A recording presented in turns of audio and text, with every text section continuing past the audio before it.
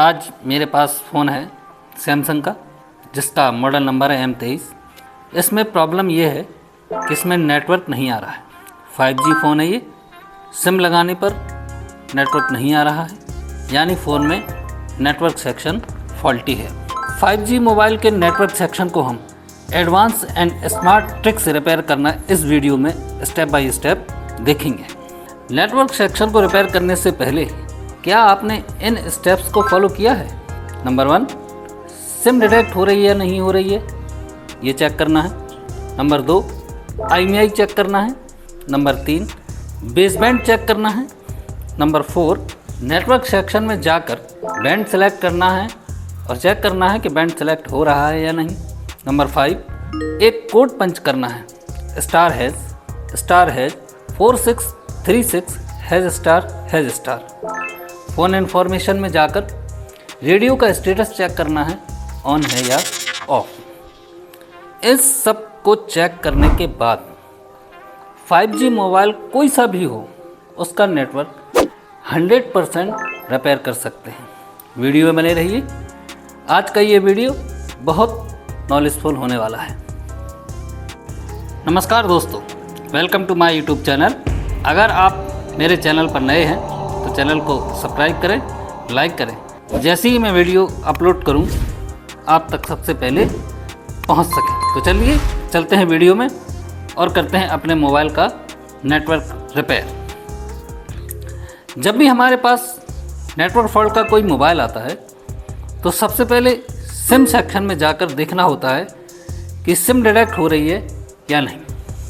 SIM का ना चलना और नेटवर्क का ना आना दोनों अलग अलग प्रॉब्लम है। आगे हम सिम लगाकर चेक करेंगे कि सिम डिटेक्ट हो रही है या नहीं हो रही है। अब हम दूसरी सेटिंग में चेक करते हैं, IMEI चेक करेंगे। इसके लिए डायल पैड पर *#06# टाइप करेंगे और देखेंगे कि IMEI ओके है या नहीं। हमने IMEI चेक किया, IMEI ओके है। अब हम चलते हैं अगली सेटिंग में और हम फ़ोन का बेसबैंड चेक करेंगे। अगर मोबाइल में बेसबैंड अननोन होगा तब भी फ़ोन में नेटवर्क का इशू आएगा। हमने बेसबैंड चेक किया, बेसबैंड ओके है। हमने देखा कि फ़ोन में IMEI और बेसबैंड दोनों ओके हैं, यानी फ़ोन में सॉफ्टवेयर का कोई इशू नहीं है, फॉल्ट हार्डवेयर से है। फ़ोन की नेक्स्ट सेटिंग को चेक करते हैं। फ़ोन में सिम इंसर्ट करते हैं। सिम डिटेक्ट हो गई है, देखिए, फिर भी नेटवर्क नहीं आ रहा है। फॉल्ट हमारा नेटवर्क सेक्शन में है। नेटवर्क सेक्शन में चलते हैं। नेटवर्क सेक्शन में जाकर बैंड सिलेक्शन में जब हमने बैंड चेंज किया तो बैंड चेंज नहीं हो रहा है। इसके बाद हम नेक्स्ट स्टेप लेते हैं। फ़ोन में एक कोड पंच करते हैं, *#4636##. इसमें एक विंडो खुलती है, ये देखिए विंडो खुली। फ़ोन इन्फॉर्मेशन 1 और फ़ोन इन्फॉर्मेशन 2 दिखाई दे रही है। यदि आपने सिम 1 में सिम डाला हुआ है तो फ़ोन इन्फॉर्मेशन 1 पर क्लिक करेंगे, और यदि सिम 2 में सिम डाला हुआ है तो फ़ोन इन्फॉर्मेशन 2 पर क्लिक करेंगे। फ़ोन इन्फॉर्मेशन 1 पर क्लिक किया, नीचे गए, यहाँ पर देखिए रेडियो स्टेटस ऑफ आ रहा है। यहाँ तक की टेस्टिंग से हमने देखा कि फ़ोन का बैंड चेंज नहीं हो रहा है और रेडियो ऑफ आ रहा है। अब हम चलते हैं आगे और समझते हैं कि नेटवर्क सेक्शन कैसे वर्क करता है। नेटवर्क सेक्शन को हम 2 पार्ट में डिवाइड करते हैं। पहला analog circuit, second digital circuit. Analog circuit और डिजिटल सर्किट क्या होता है, आइए इसको समझते हैं। हर आईसी, कोई सी भी आईसी हो, हर आईसी को वर्क करने के लिए 2 पार्ट होते हैं, एक एनालॉग और दूसरा डिजिटल। इसको इस प्रकार समझते हैं, एक पर्टिकुलर काम जो आईसी कर रही है बगैर किसी कंट्रोलिंग के, और उसको वह काम करने के लिए जो ऑलवेज सप्लाई की ज़रूरत होती है, ये सारा एनालॉग सर्किट के अंतर्गत आता है। एक बार इसको फिर से सुनिए। एक पर्टिकुलर काम को जो आईसी कर रही है बगैर किसी कंट्रोलिंग के, उसको वह काम करने के लिए जो ऑलवेज सप्लाई की ज़रूरत होती है, यह सारा पार्ट एनालॉग सर्किट के अंतर्गत आता है। लेकिन इसी आईसी को कंट्रोल करने के लिए जो प्रोटोकॉल यूज़ होता है और सप्लाई यूज़ होती है, यह सब डिजिटल सर्किट के अंतर्गत आता है।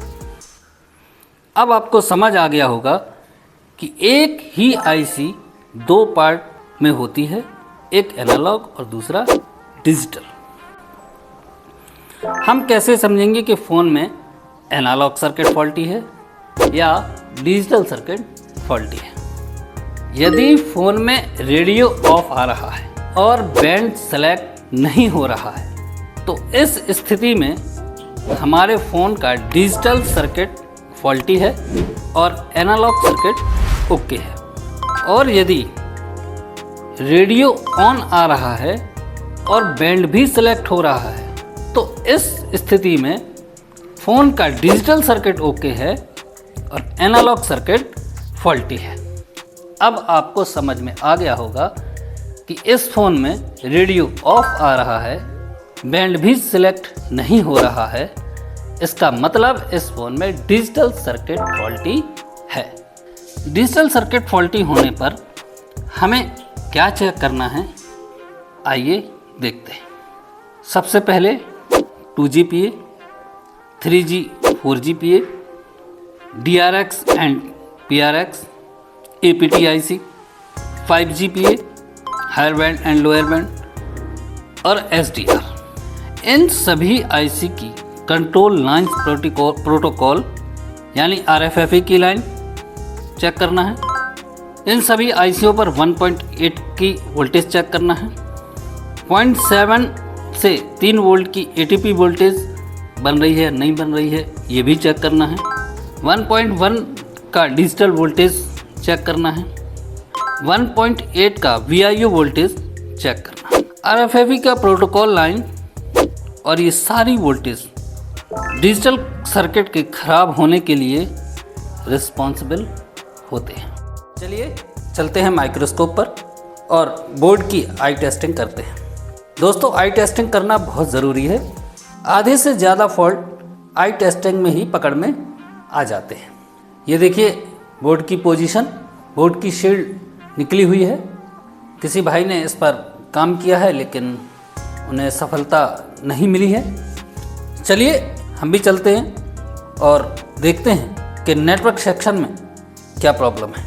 तो सबसे पहले मैं आपको नेटवर्क सेक्शन में लगी आईसी के बारे में थोड़ा सा इन्फॉर्मेशन दे दूं।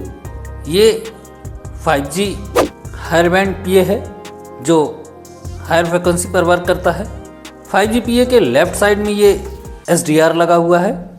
इसे हम ट्रांस रिसीवर आईसी या RFIC भी कहते हैं।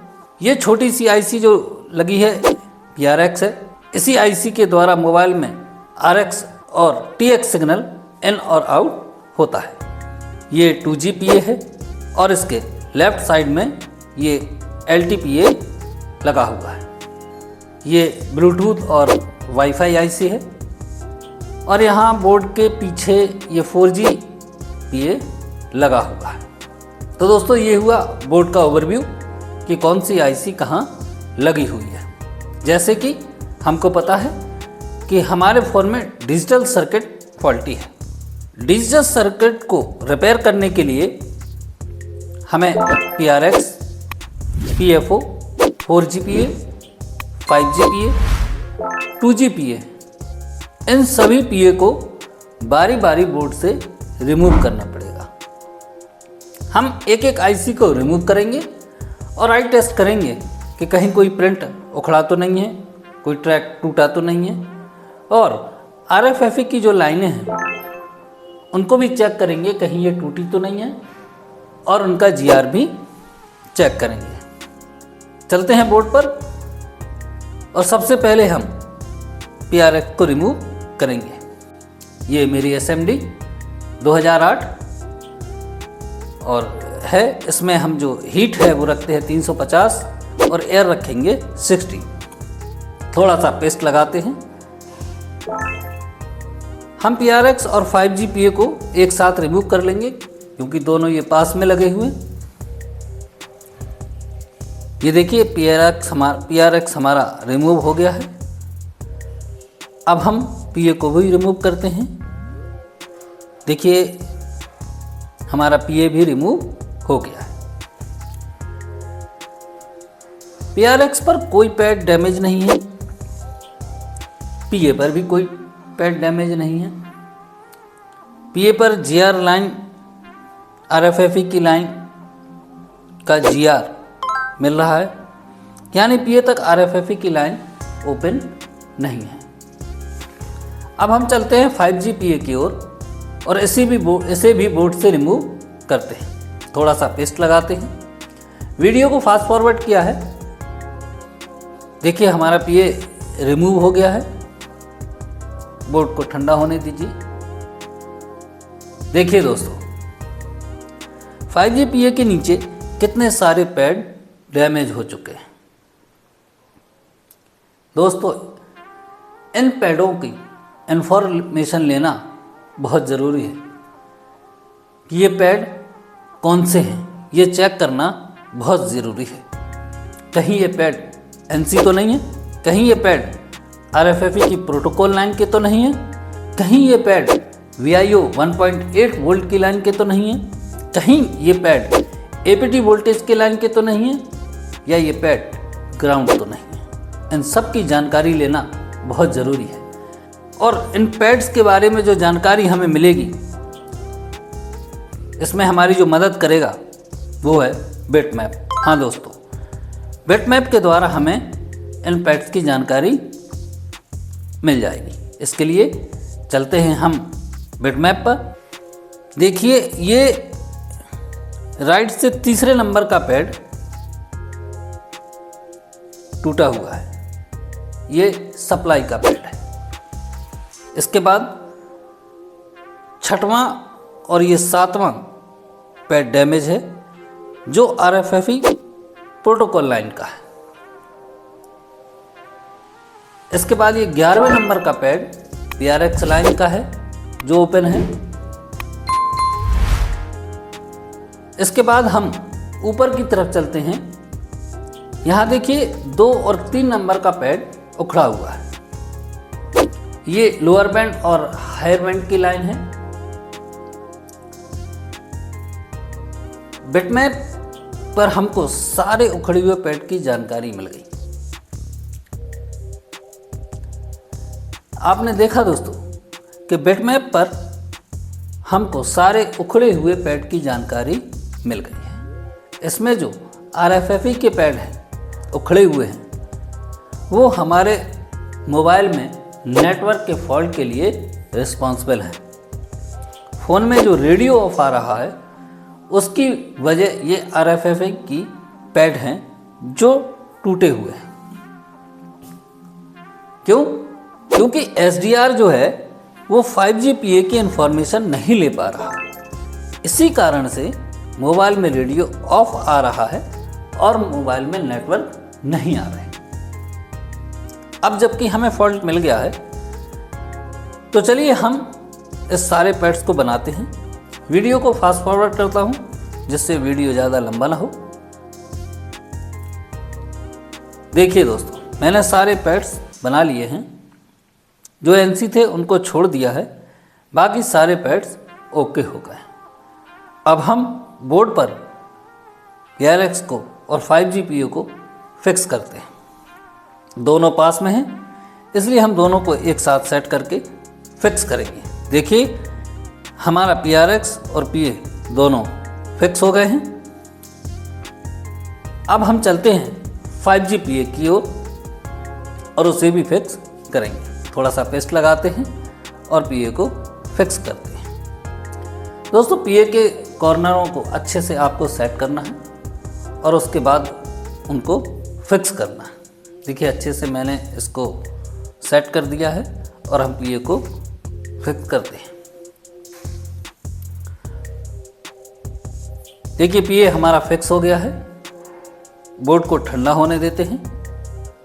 उसके बाद हम चेक करेंगे कि हमारे मोबाइल में नेटवर्क आया या नहीं। दोस्तों, जब कभी आपके पास नेटवर्क फॉल्ट का कोई भी फ़ोन आता है तो सबसे पहले आपको उसमें सिम डिटेक्शन चेक करना है, सिम डिटेक्ट हो रही है या नहीं हो रही है। IMEI नंबर चेक करना है, सही है या नहीं है। थर्ड नंबर पर आपको सेटिंग में जाना है, यहाँ से आपको अबाउट फ़ोन में जाना है, यहाँ से आपको डिटेल्ड इन्फो एंड स्पेसिफिकेशन में जाना है और यहाँ पर आपको बेस बैंड वर्जन चेक करना है। इसमें दोस्तों कुछ नंबर और अल्फ़ाबेट होते हैं, इनको आपको देखना है कहीं ये करप्ट तो नहीं हो गया है, क्योंकि अगर फ़ोन में बेस बैंड अननोन या करप्ट हो जाएगा तब भी हमारा नेटवर्क नहीं आएगा। उसके बाद फोर्थ नंबर पर आपको कोड डालकर चेक करना है कि रेडियो का स्टेटस क्या है, रेडियो ऑफ आ रहा है या रेडियो ऑन है। और 5वें नंबर पर आपको चेक करना है बैंड सिलेक्शन। बैंड सेक्शन में जाकर ये देखना है कि हमारा बैंड सेलेक्ट हो रहा है या नहीं हो रहा है। इन चीज़ों को चेक करने के बाद आप इस नतीजे पर पहुंच सकते हैं कि आपके मोबाइल में डिजिटल सर्किट का फॉल्ट है या एनालॉग सर्किट फॉल्टी है। बोर्ड हमारा ठंडा हो गया है, हम इसको बॉडी में फिक्स करेंगे और सिम लगाकर देखेंगे कि फ़ोन में नेटवर्क आया या नहीं।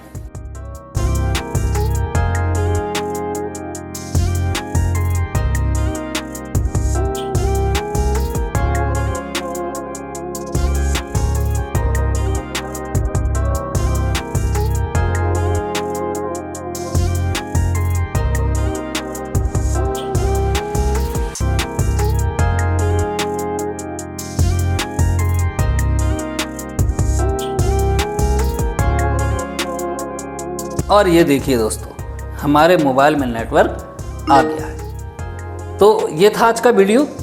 अगर आपको वीडियो अच्छा लगा हो, इसमें आपको नॉलेज मिली हो या आपको लगता है कि वीडियो नॉलेजफुल है तो चैनल को लाइक करें, सब्सक्राइब करें। मिलते हैं नेक्स्ट वीडियो में।